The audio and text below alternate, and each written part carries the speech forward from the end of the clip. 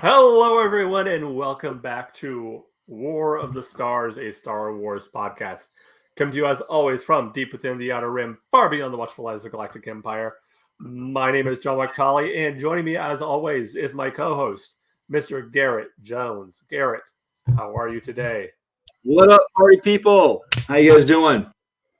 Awesome. Well, we are back from our holiday break, and I know it's only been like what three? Has it been 2 weeks or 3 weeks since our last? I don't know. At this point, it's all been running together as one big blur.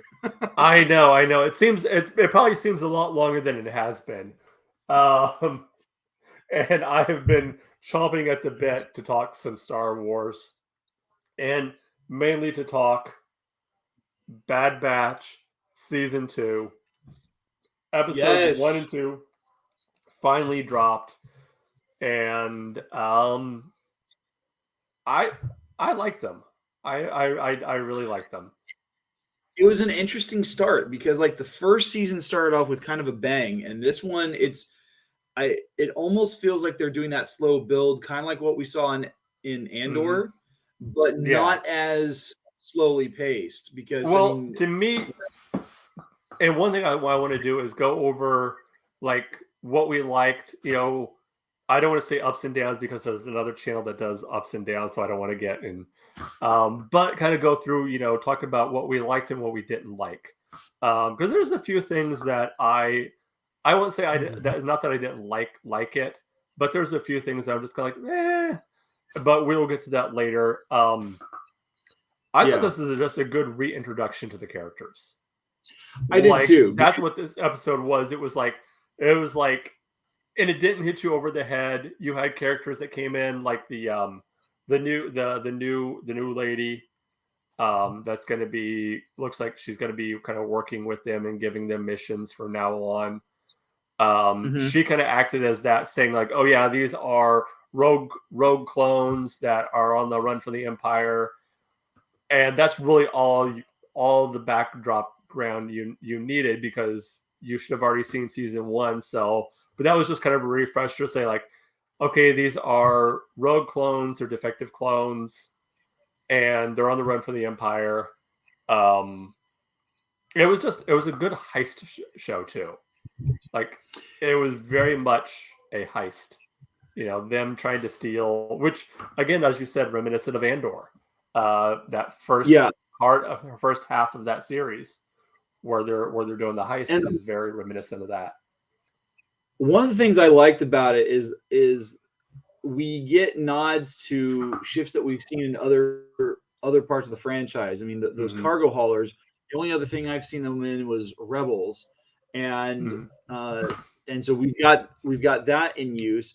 But we're also, the other thing I like about it is that we finally get one of our first real shots of Sereno as Dooku's homeworld. Yes. And the fact that, like, I mean, he was a count. He was nobility. He had some level of leadership amongst his own people, aside from being a former Jedi and a separatist leader. And they hinted at that.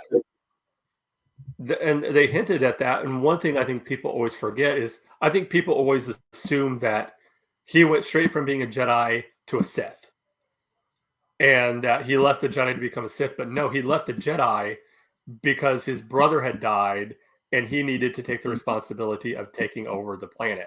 So that's why that was part of the reason why he stepped away from the Jedi, was he needed to take the he took the role as leader of Sereno, as the Count of Sereno. But still, yeah, it was really cool to see that, and to see that first shot when they look over the crest of the cliff, and they're looking down at what's left of the city, and Omega, asks what happened, and or that bombardment. There's nothing left. Yeah. One of the things I really liked about episode 1 for this new season is the Mandalorian helmet sitting in Sid's office. Did you notice that?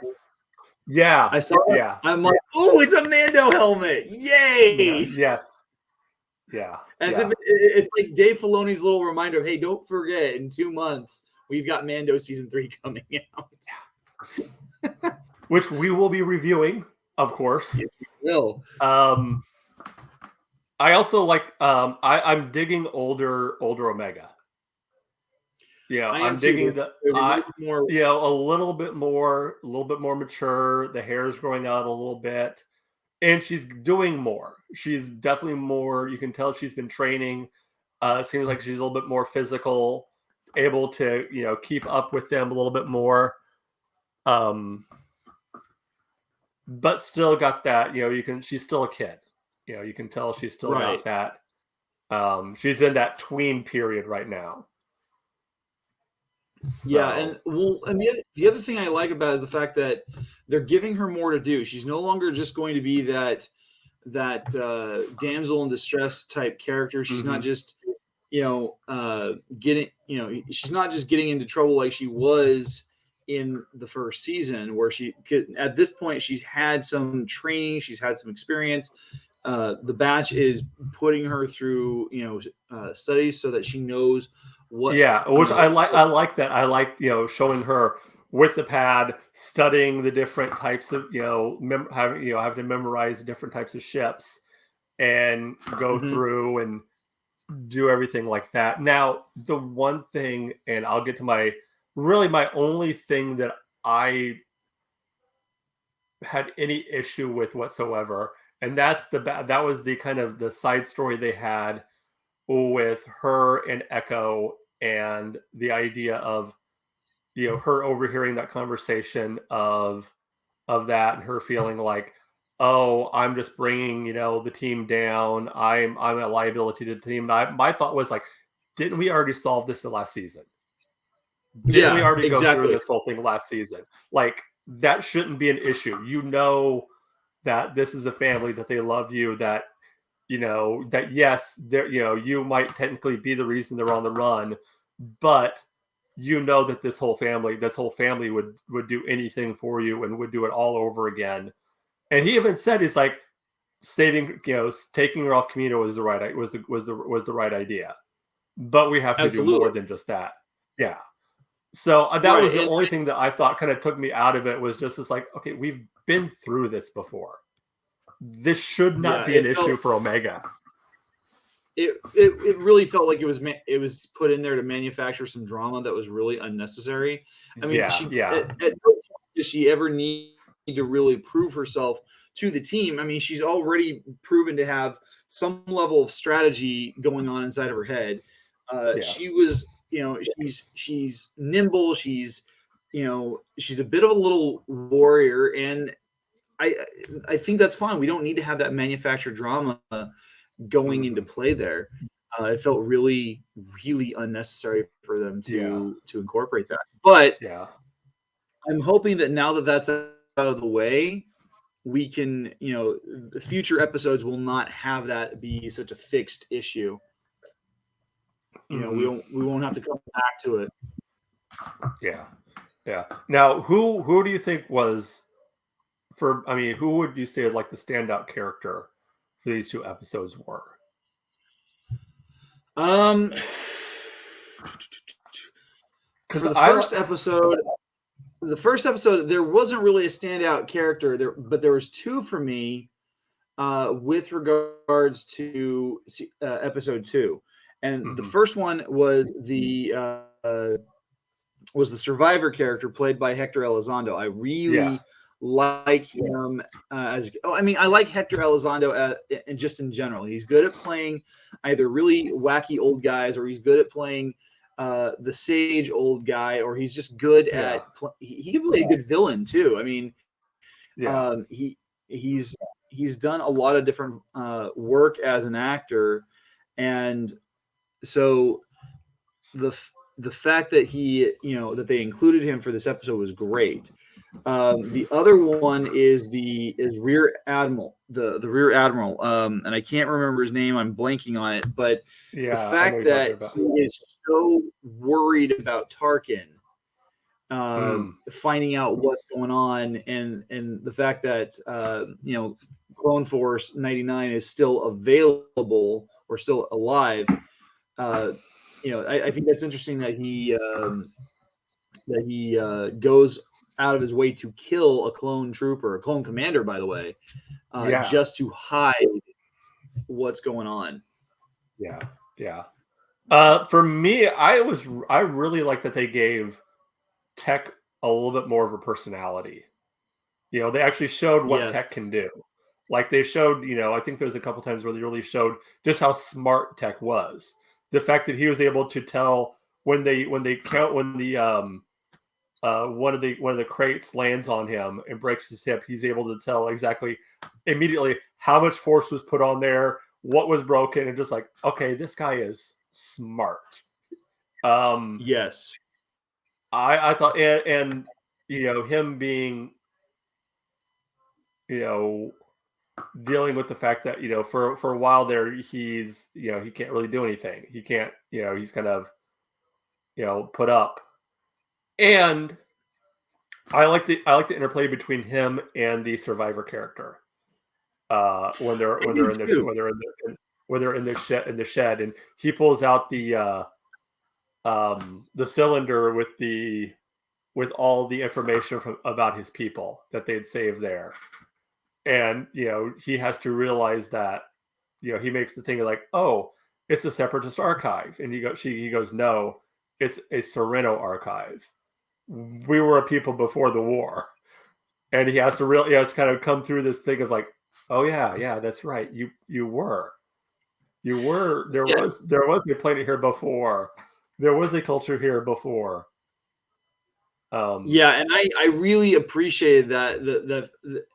I mean, that's one of those things that you don't think about in a lot of war stories, is that the culture that has been impacted, even if it's considered enemy territory, you know, they existed prior to the war, and there may be people living there who are not sympathizers on either side. Yeah, definitely. So, well, what else did we? One of the things I didn't care for was like the character that was brought in to provide the mission for the batch. The fact that the voice actor was Wanda Sykes, I'm not a fan of her. And so as soon as I heard her voice, like, it immediately took me out of that suspension of disbelief. And I'm like, oh gosh, they brought in Wanda Sykes, and it just, like, there's something about her voice that's just really grating. I don't care for it. And it just can't, I don't know. It's just one of those casting choices that I'm like, okay, they did this. Hopefully we don't hear from this character a whole lot.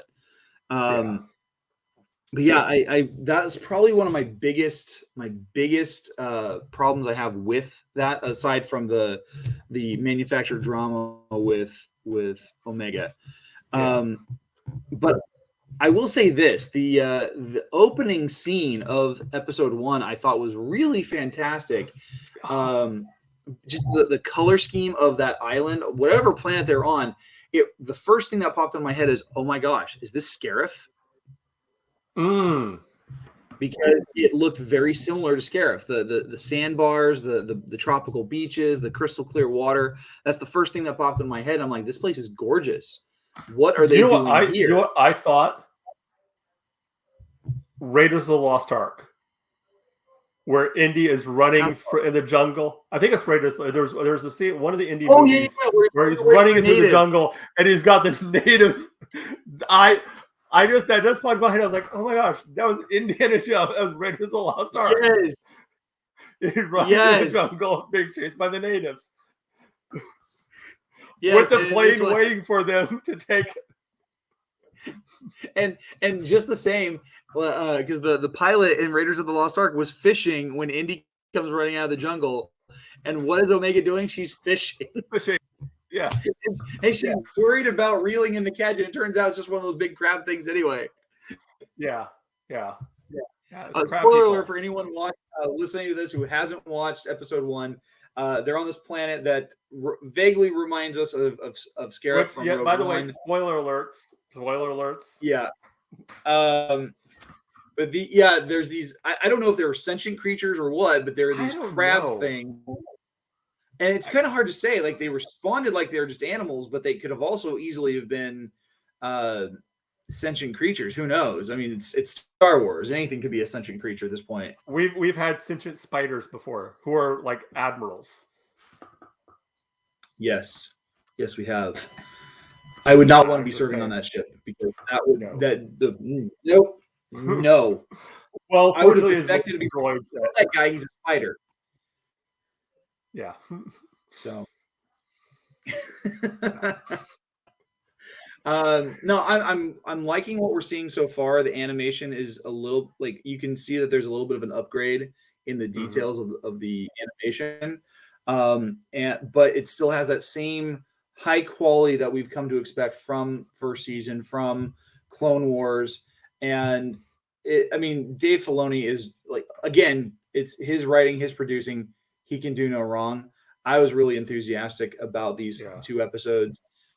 My only problem was that I almost forgot that we were going to be covering these 2 episodes because over the course of the last couple of weeks during the holidays, like we had so many different things popping up on various streaming platforms that my mind was just like I was trying to watch all these different things as they were coming out, and I almost completely forgot about Bad Batch until I turned on Disney Plus the other day. I'm like, oh yeah, Bad Batch is going to be coming out this week. Yeah. I was gonna say something. I forgot what I was gonna say. No, I thought it was also interesting and a good move not to throw like characters like Crosshair in, and to get that, to kind of leave him, for later, bring him back for a later episode to kind of find out, where he's at and what's happened with him, and to kind of leave, other than just kind of mentioning it in passing, Hunter mentioning that they've been hiding from the Empire, they've been trying to keep low, and I think one thing that's kind of been a overall theme throughout any show that has taken place kind of in this basic timeline of before A New Hope, the kind of between the end of the Clone Wars to the beginning of A New Hope, is this idea of you can't hide from the Empire.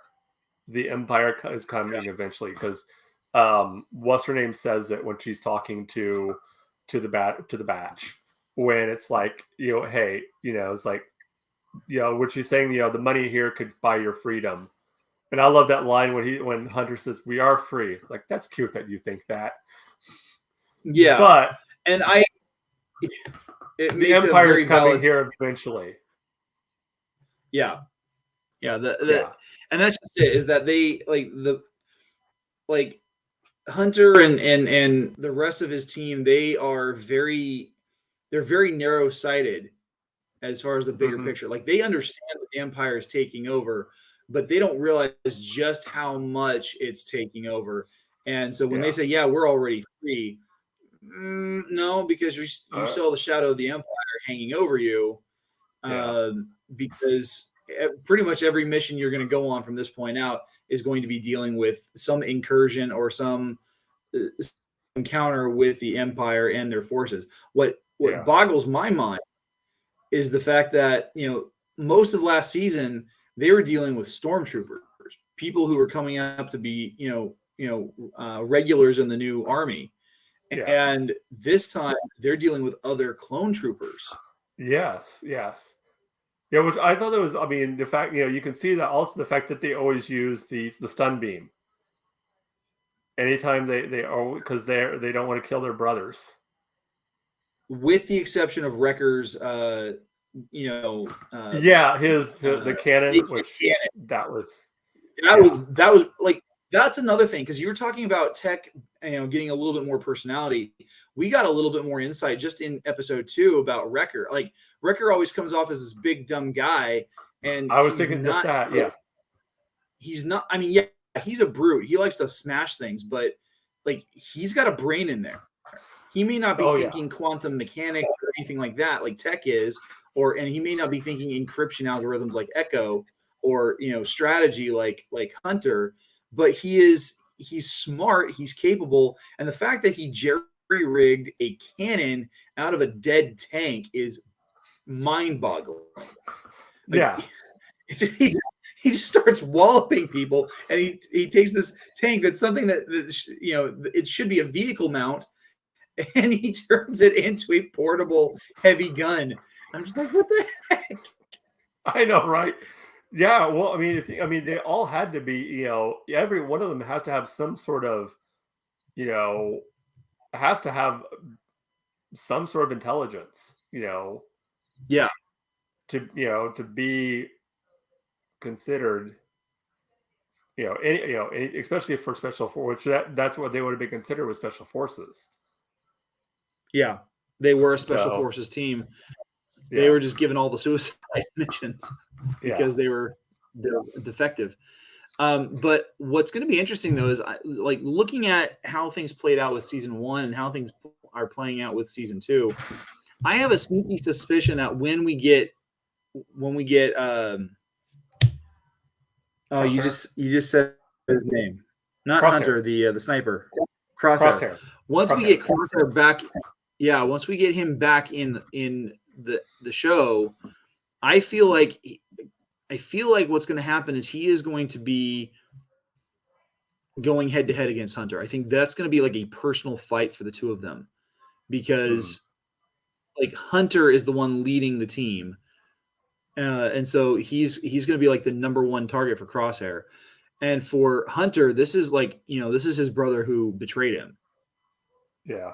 And not just because he was programmed to, but because he chose to. And so I think it's going to turn into something very, very personal between the two of them. At least that's my prediction. I could be completely wrong on that, but I think that would be a very interesting fight, because I think what's going to happen is Hunter is going to become the hunted, and eventually it's going to come to the point where Crosshair can't hide behind a scope, and they're going to have to go head to head. Yeah, they're going to have to face off against each other, and that's going to be the real test. Because while Crosshair is just a sniper, or typically he's a sniper, he's also got the same hand-to-hand combat training that Hunter does. He's not he's not the brute. He's not the thinker. He's not the spy. He's just as much of a fighter as Hunter. Yeah. Now, do you suspect an eventual turn for Crosshair? Do you think we're going to get a redemption of Crosshair, that he will see, or do you think that's something that could be like a last thing, like I could see him like the entire series, because I don't know how many seasons they're planning on doing this, but I could see that being like an ending thing where he sacrifices himself to save his brothers, and that's kind of his redemption, where it's like a last minute thing that it builds. I could see that maybe at the end of the series, but if we're going beyond season 2, I would say absolutely not, and here's why. I think it would be one, it would cheapen what's going on between the character dynamics. 2, it's a little cliche at this point. It would be better for them writing wise to turn into that skid, and just when you think there's hope, just when you think he's going to side with the Bad Batch again, he's going to just turn on him. And it's just going to twist that knife just a little bit more. And he's going to leave them a little bit more wounded, maybe even physically wounded, than he did the last time. Yeah. And for me as a writer, that's something I would really like to see, because like the best character arcs are the ones where the writer doesn't give the audience, or doesn't give the characters what they really want. The Bad Batch just wants to be left alone. They want to do their missions. They want to be able to survive. They want their brother back. But every mission that they go on is going to lead them closer and closer to that confrontation, and to give them Crosshair back would betray all the conflict that has been building. Yeah, I can see that. Well, I don't know about you, but I'm super excited for episode 3. I am too. It's gonna be good. Can't wait to talk about it. Oh, it's gonna be so good. Well, let's wrap up here. So, Garrett, why don't you tell the people out there where they can find you at? Well, you guys can find me at GKJ_publishing on Instagram and Twitter. I'm on there all the time, posting new content. A lot of what I post is about my YouTube channel, which is GKJ Publishing. I have a show there called The Right Way, where we talk book recommendations, author interviews, and writing tips. I'm doing a series right now in creative writing tips on world building. And so there are some Star Wars references. In fact, all last season I did a whole thing on the hero's journey, and specifically I used Star Wars as the go-to example for that. But in the meantime, I have a big announcement, if you don't mind, John. I am actually getting ready to release the 5th book in my fantasy series, The Archives of Asank Ran. It's going to be coming out on February 3rd, which is the 8th anniversary of the release of my first book, The Heirs of Menenias. So that'll go live on the 3rd, and it'll be available on paperback and Kindle for on Amazon. So I'm looking forward to having this out. The book is called The Mantle of the Fatherless. All right. Mantle of the Fatherless. We'll be looking forward to that. All right. Yeah. As for us, of course, if you want to get a hold of us, warofthestars1@gmail.com is our email address. Oh, there we go. That is the best way to get. We're both trying to do it at the same time. If you want to go hold of us, that's do it. All right. Yeah. Anyway, Twitter, same handle @warofthestars1. Check us out there. Also, you can check out all the shows on the Red 5 Network, red5network.com, for all your all the check out all the shows that are on the Red 5 Network. Sorry, my brain just went blah blah blah. YouTube, we also have a YouTube channel. Remember, like and subscribe, and also check out me and my daughter's new podcast on YouTube, Star Wars Through the Eyes of a Child. We are going through the Star Wars Clone Wars in chronological order. The first episode will be up here shortly, probably tomorrow. Probably put out both episodes, both this episode and that episode, both tomorrow. Check it out. I know it should mean a great deal to her to check that out. We'll be checking out the Clone Wars movie next with that. If you want to support the show, patreon.com/War of the Stars. And of course, our Spreadshirt shop, spreadshirt.com/shop/War of the Stars. And of course, you can check us out wherever fine podcasts are heard. If you want to listen to just the audio version, because I don't know why you want to look at these two handsome men here, but if you're on a commute and you just want to listen to us, you can find us wherever fine podcasts are heard. Just search War of the Stars and look for the War of the Stars symbol for our show there. That will do it for this week. So as always, remember, this isn't just my Star Wars. This isn't just your Star Wars. This is our Star Wars. Until next time, may the Force be with you. This is the way.